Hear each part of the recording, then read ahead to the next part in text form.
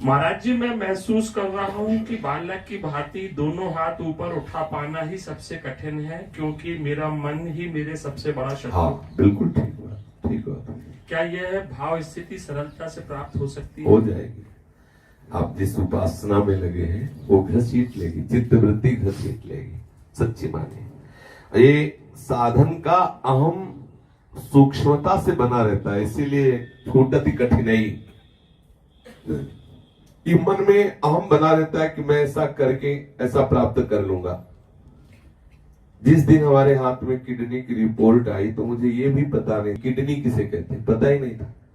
तो रामकृष्ण परमहंस के स्वामी जी से पूछा, जो उसके अधिकारी, महाराज ये किडनी क्या होती है?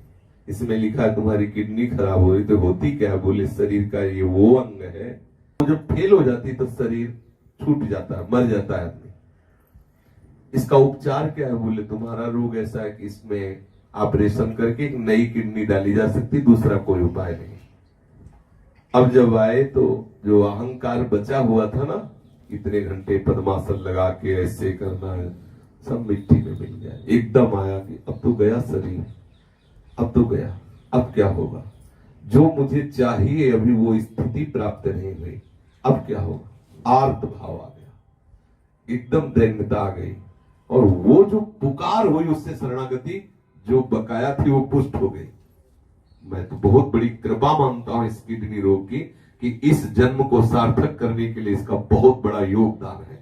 अगर ये रोग प्रकट ना होता तो शायद ये शरणागति ना होती, जो आज हमारी ठसक बन गई है, जो आज हमारा जीवन बन गया है, जिसके बल पर हम गरजते रहते हैं, वो शायद ना थी। वो आई है तो इस किडनी की कृपा से आई है। तो इतनी भारी असाध्य प्रतिकूलता, ये हमारे जीवन में कितना बड़ा रोल किया प्रभु से मिलाने का, प्रभु की शरणागति का, ये सिर्फ हम ही जानते, दूसरा नहीं। इसलिए हम धैर्यवान रहें, कभी ऐसा विचलित ना हो। कोई भी हमारे सामने जो परिस्थिति आएगी वो मुझे भगवत मार्ग में आगे बढ़ाने के लिए ही आएगी। हम केवल राजी रहे शरणागत होने के लिए। शरणागत तो परिस्थिति पैदा कर दी जाएगी कि आप हो जाओगे, बिना परिस्थिति के बुद्धि से शरणागत नहीं हुआ जाता। बड़े बड़े भक्तों में ऐसा रहता है, बड़े बड़े भक्तों में। जब कई बार सुना चुके हैं कि दुशासन, दुर्योधन आदि ने मिल करके दुर्वासा जी को 4 महीने सेवा करके रिझा लिया। दुर्वासा जी ने कहा वरदान मांगो, बड़े विचित्र महात्मा है। तो उन्होंने कहा कि सीधे तो नहीं कहा कि पांडवों का विनाश कर दीजिए, पर उन्होंने कहा कि जैसे आप हमारे यहाँ सेवा स्वीकार की, ऐसे हमारे बड़े भ्राता युधिष्ठिर जी के यहाँ सेवा स्वीकार करें, पर प्रार्थना है तब जब द्रौपदी जी प्रसाद पाले। ऐसा अब देखो ईर्ष्या कितनी विचित्र होती है कि ऐसे महामहिमा में तपोनिधि महात्मा को रिझाने के बाद वरदान क्या मांग रहे हैं? क्योंकि उनको पता था कि दुर्वासा जी की नाक में गुस्सा रखा है, और द्रौपदी जी जब बटलोई में पालेंगी तो वहां कोई व्यवस्था है नहीं, और हजारों शिष्य साथ है, तो निश्चित रुष्ट होकर के श्राप दे देंगे, जिससे पांडवों का विनाश हो जाएगा। अब गए दुर्वासा जी, कहते हैं 60,000 शिष्य इनके साथ चलते थे। अब 60,000 की भीड़, तो पहले ऐसे महात्माओं की मंडली हुआ करती थी। 88,000 ऋषि एक साथ रहते थे। सौनक जी उनके मुखिया थे, और सूत जी कथा कहते थे। 88,000 ऋषि, तो ऐसा कोई आश्चर्य की बात नहीं है। और शायद 20,000 कितने वो बालखिल्य ऋषि, ऐसे एक समुदाय रहता था। संतों का मंडली रहती थी, अलग अलग संतों की मंडली, और उनमें भगवत कथा कीर्तन ये सब उत्सव, जहां जाते हो तीर्थ स्वरूप स्थान को कर देते। जब दुर्वासा जी युधिष्ठिर जी के समीप गए तो युधिष्ठिर जी साक्षात धर्म का स्वरूप है, तो धर्मात्मा तो है ही, और ये धर्म कहता है कि आए हुए अतिथि का सत्कार किया जाए। तो ठीक उसी समय पहुंचे थे जब द्रौपदी जी पा करके बटलोई रखती थी। उस बटलोई का चमत्कार था कि यदि द्रौपदी जी प्रसाद ना पावे उसमें, तो चाहे पूरा विश्व पा जाए, कमी नहीं होने वाली। और अगर द्रौपदी जी ने पा लिया तो फिर एक व्यक्ति का भी वहां बचने वाला नहीं। ऐसा सूर्य भगवान के द्वारा दी हुई बटलोई का प्रभाव था। और इसी उद्देश्य से दुर्योधन ने कहा था कि जब द्रौपदी जी पाले तब आप जाना। तो धर्मराज युधिष्ठिर ने कहा कि महाराज, अतिथि स्वरूप में आप पधारे, वैसे ही ब्रह्म ऋषि आप विराजे, भोग प्रसाद पाइए। उनको तो ये था ना कि अभी द्रौपदी ने पाया नहीं होगा, तो 60,000 क्या 60 करोड़ हो, तो वो तो सिद्ध बटलोई है सबसे। और जो एक ही बटलोई में जो चाहो, खीर तो खीर हो, कढ़ी तो उसी समय कढ़ी, मतलब जो चाहो वो सब वस्तु सिद्ध बटलोई।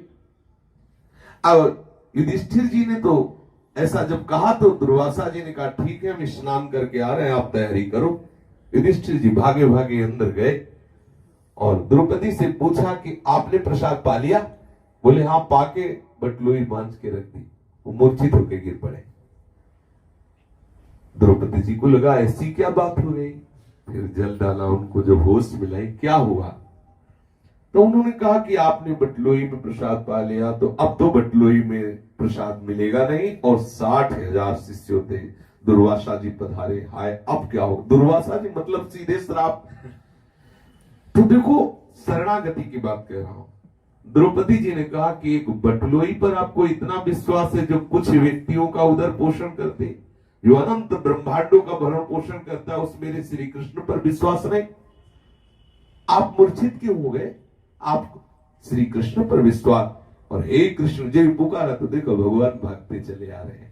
और भगवान ने भी आकर के लीला की, बोले भूख लगी कुछ पवा, बोले समस्या तो यही है कि ऐसा द्रौपदी जी ने बटलोई में पा लिया, अब कुछ बचा नहीं, तो फिर भी बटलोई लाओ।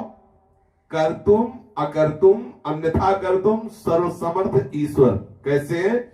एक तो कोई भी पवित्र वैष्णव भाव वाली पतिव्रता पत्नी पात्र मार्जन करके जूठा क्यों रखेगी? दूसरी बात, सिद्ध बटलोई में द्रौपदी के पाने के बाद उसमें बचेगा क्यों? लेकिन ठाकुर जी ने उसमें से एक शीत निकाला और जे ही पाया संपूर्ण ब्रह्मांडों का उदर भर गया, क्योंकि भगवान सबके अंतरात्मा है, भगवान ही सब रूपों में है। तो जे ही भगवान तृप्ति का संकल्प किए तो सब तृप्त। अब इतने तृप्त हो गए दुर्वासा जी और उनके शिष्य की, मतलब सांस लेने में परेशानी होने लगी। भीम से कहा युधिष्ठिर जी ने कि जाओ अब सब ऋषियों को लिवा लाओ। ठाकुर जी ने कहा बिल्कुल तुम ऐसे ही जाको। भीम गए, बोले महाराज सब व्यवस्था हो गई, पधारो। दुर्वासा जी ने कहा शिष्यों को भले ले जाओ, हमारे अंदर आचमन करने की भी जगह नहीं है। शिष्यों ने कहा गुरु जी आज्ञा मत कर देना, जो चाहो वो सब आज्ञा करो, लेकिन पाने की ना करना, सांस लेने में भी परेशानी हो रही, इतना हमारा हृदय भर गया। तो उन्होंने कहा जो वरदान चाहो मांग लो, लेकिन मुझे भोजन के लिए मत कहो। तो उनका दुर्योधन ने जिस उद्देश्य से आपको यहाँ भेजा था वो उसी उद्देश्य को प्राप्त हो जाए। भीम है वो भी तो चतुराई से वही मांगा जो दुर्योधन चाह रहा था पांडवों के लिए, वही उन्होंने कहा तथास्तु। सेवा की कौरवों ने और फल मिला पांडवों को। भगवत आश्रित परिस्थिति ऐसा पैदा कर देगा ठाकुर की आप वास्तविक शरणागत हो जाओगे। नहीं, बुद्धि से शरणागत नहीं हुआ जा सकता। जब तक दुशासन खींचता और द्रौपदी बचाती रही तब तक शरणागति नहीं आई। जब देखा परिस्थिति आप नहीं बच पाएगी तो शरणागत हो गई। जब तक देखा उस गजेंद्र ने कि मेरे में बल है तब तक शरणागति नहीं है। जब देखा कि मैं बलहीन हो गया उसी समय शरणागति। शरणागति की ऐसी परिस्थिति पैदा कर दी जाती है, कोई व्यक्ति साथ देने वाला नहीं, कुछ जो जो जो तुमने आश्रय पकड़ रखे हो सब फेल हो जाते। तब एक मात्र पुकार होती, हे करुणामय, हे गोविंद, हे कृष्ण, आपके सिवा कोई नहीं। उसी समय असली शरणागत होते। तो हम शरणागति की चाह करें, शरणागति की पुष्टता तो प्रभु की तरफ से होगी, वो खींच लेंगे हमें, वो अपना बना ले। अब वो कैसे बनाते इसमें प्रश्न नहीं होना चाहिए।